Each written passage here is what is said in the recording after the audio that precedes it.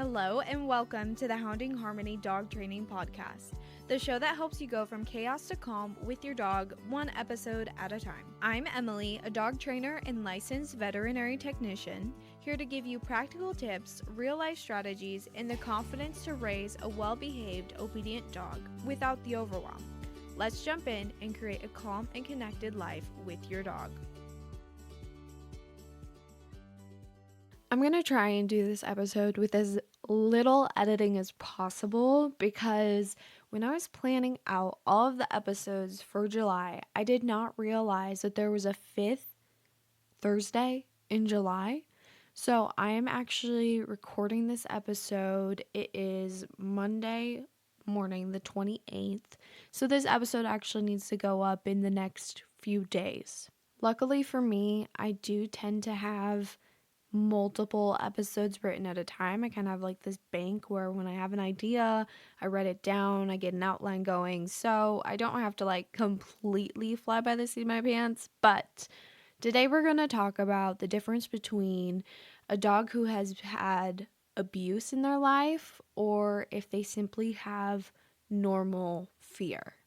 Something I would see a lot in vet med would be owners coming in and being like, oh, I think my dog was abused by a man because she's scared of men, or with a hairbrush because when I brush my hair, she cowers. These things are often not actually true. They're usually things that we're telling ourselves to make us feel better about their reaction. But most dogs have actually had very little training, socialization, exposure to the things that we think that they were abused by. And this thought process is often not helpful because we start to give excuses and write off a lot of bad behavior as their trauma response, when really, regardless of their background, there is still a certain set fixed amount of expectations that you should have for your dog. Every situation is different, but I would love to see less free passes for dogs that we think may have been abused in their past when there's no proof of that. Instead, let's just observe our dog's behavior and adjust our training as needed to that. Okay, we're going to talk about what normal canine fear looks like. There's a thing called fear periods, especially in young dogs, where they're more likely to take on trauma or an unexpected event to make it part of how they view the world. So the first fear period is right when you bring your puppy home, about 8 to 11 weeks, and again at about 6 to 14 months.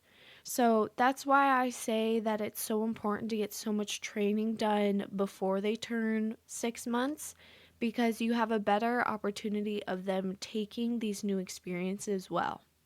The kind of things that they really cling on to in these fear periods are anything unpleasant or unexpected that would have happened. Maybe it was 4th of July and you had a bunch of fireworks going off. Maybe you had a car go by the sidewalk where you were walking very loudly. It's simple things like that that get cemented in their brain, and then we have to work through it. So I always say it's important to try to minimize those really scary events, or at least help them to work through them in the moment, because it's harder to undo that work than it is to help them to experience things in a safe way, or a way that feels safe at the very least. Now let's walk through what a scared, fearful dog looks like. You're going to see the thing with canine body language is you have to match it up with other factors across their body. So sometimes you'll be like, well, a high tail means they're happy.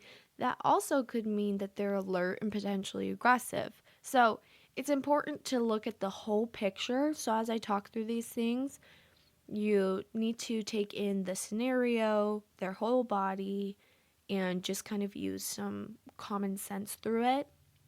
But here are some common fear behaviors to look out for in your dog so that you can understand when they're feeling anxious. First one would be their tail is tucked between their legs. They have their ears back or out low and out to the side. Those are called airplane ears. That's what we call them in the industry. Avoidance or hiding, panting, pacing, yawning, lip licking, even drooling, or if they're startling or freezing up. It is completely normal for your dog to show uncertainty or fear around new things, loud noises, new environments, being at the vet. All of these things, fear itself is not bad. It's how you handle it in the moments after they experience it. So I told you the common fear behaviors because I want you to be able to see that these responses do not necessarily indicate trauma. Normal things that scare dogs would be new experiences, loud noises, and when you have your hand over your head, y'all, this is why they're scared, is because when you have your hand over your head, you look like you're making yourself bigger. So whether it's a hairbrush, you have a big hat on, those kind of things, they startle them because you're making yourself larger, which they have hackles to do that. So it's a sign of aggression to them. They think that something is about to go down, that you're trying to communicate something.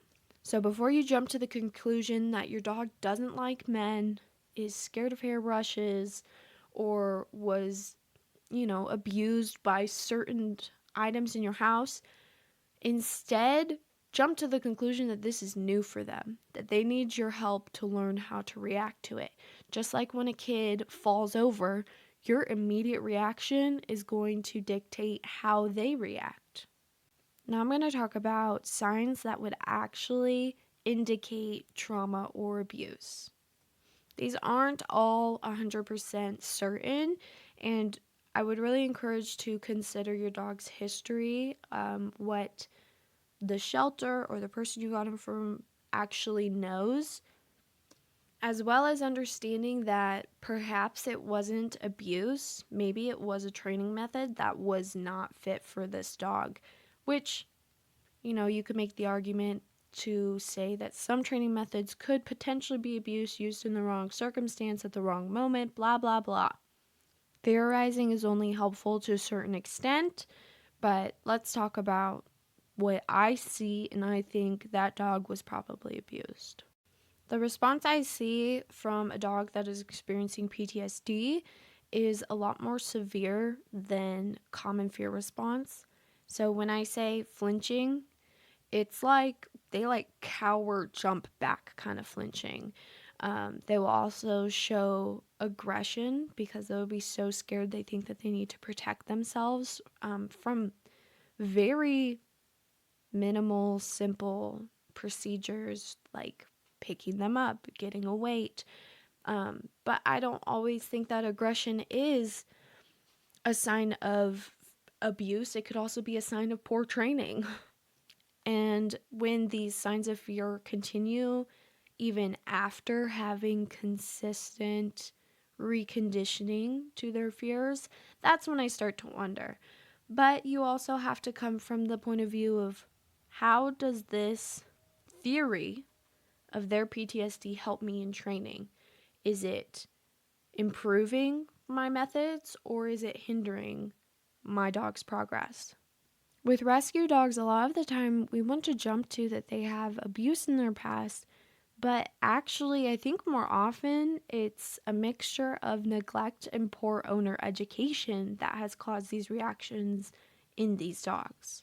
The overarching theme of what I'm trying to say is that regardless of the cause of their fear, it is our responsibility to help them work through it, to move forward with confidence, to counter condition them, which is a term used in the vet industry and in training where you're taking something that they fear and giving it a new meaning, counter conditioning. So I would do this a lot with my fearful nail trim patients, where instead of just jumping in and forcing them through their fear, you take it slow and then you teach them that every movement towards that goal or towards that fear is good progress. You do it with treats, with praise, that kind of thing.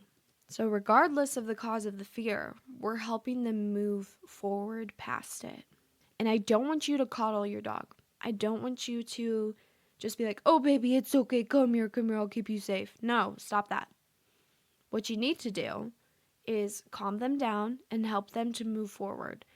Depending on their reaction, I don't want you to just leave because it's scary. I want you to minimize the trigger and start to move forward so that they can learn that this fear is actually just fear. There's a lot of scary things in the world, but they're not as scary as they first seem. I also want you to never punish them for having fear because that's just going to heighten their fight or flight. It's not helpful at all. Here's some practical things to help you work through some fear, help your dog feel more comfortable in the world that they live in.